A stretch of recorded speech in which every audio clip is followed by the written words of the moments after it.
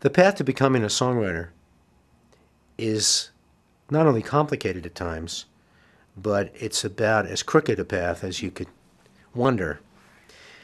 First of all, I think it's important to note that being a songwriter, or saying that you're a songwriter, is, as far as I can tell, virtually the same as saying that you're an actor. As soon as you say you are, as soon as you make the commitment, you are. Of course, that's not the same as saying you're either a good songwriter or a successful songwriter. But I think it does start, as almost all the creative arts do, with the leap of faith that you are. And it's not for the faint of heart. I frequently say when I'm asked to talk about this, that unless you feel the need to do this someplace deep within yourself, don't do it. It's way too difficult to do unless you really get up every day and say, this is what I need to do.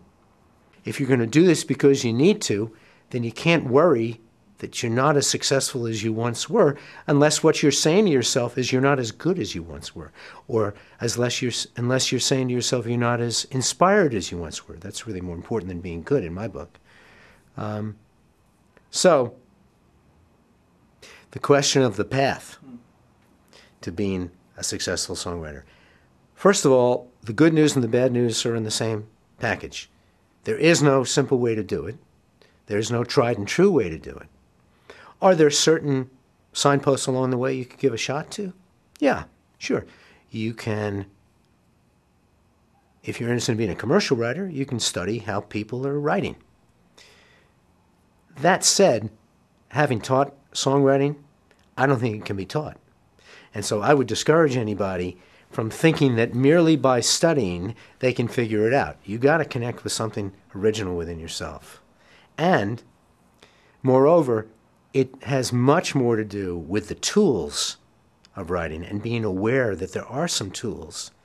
How you use the tools, man, you're building a better mousetrap every day, hopefully. So you can throw out most of the tools, you can twist them into odd shape, you can do all sorts of things with them. Knowing the tools doesn't hurt, but knowing them is not necessarily about being educated. I mean, how much greater a songwriter can you be than Paul McCartney or Burt Bacharach, just taking two people, or Stevie Wonder? Let's take, those three. Each person, to the extent I know their work and their history, has an entirely different way of looking at writing and an entirely different degree of educated knowledge.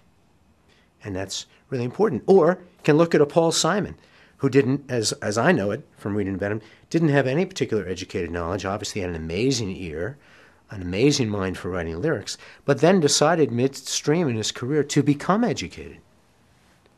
And that's where Still Crazy After All These Years came from. That's where Graceland came from. That's where Rhythm of the Saints came from. I mean, this is a guy who went out and said, I need to know more. And then he said, not only do I need to know more as in study, I need to know more about culture and try other things. So the path is endless and varied. I think can be incredibly inspiring.